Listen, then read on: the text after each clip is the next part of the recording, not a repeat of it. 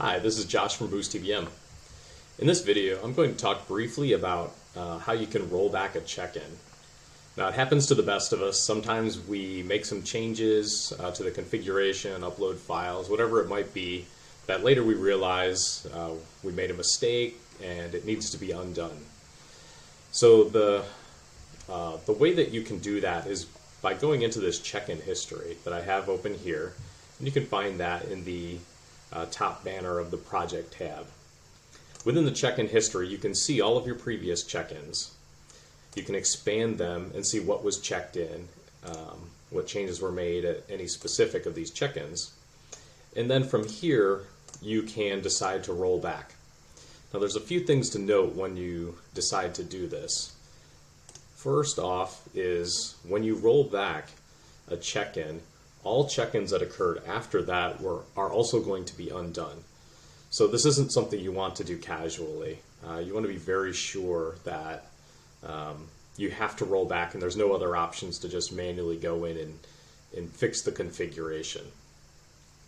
So what I'll show you here is if I were to roll back from this point, it's going to show me all of the specific things that are going to be undone by rolling back here. You can see some things are from this check-in here, and then others are from future check-ins. Like this one here, this physical service cost report. If I were to roll back from this point, it's going to tell me that one of the things that's going to be undone is that physical service cost report right here, because that's in one of the later check-ins. But if you decide that you have no other choice but to roll back, this is how you do it. You right-click on the specific check-in that you want to undo. You can put in your message of what the reason is that you're rolling back, and then hit the rollback check-in. Now what's going to occur after that happens is it's going to pause any calculations that are in progress right at that point, and then begin the undoing process. Once the check-in is complete, the status of all of the later check-ins is going to change to be undone. At that point, anybody that has an open workspace should update their workspace to make sure they get the most recent changes that have been made.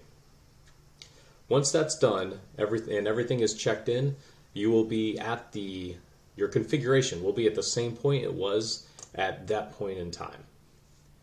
So again, this is something that occasionally will come up and you might have to do, hopefully not. But if you do, it's important to be aware of the implications of what will occur and how to undo.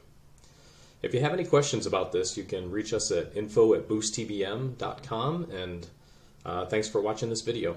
Bye.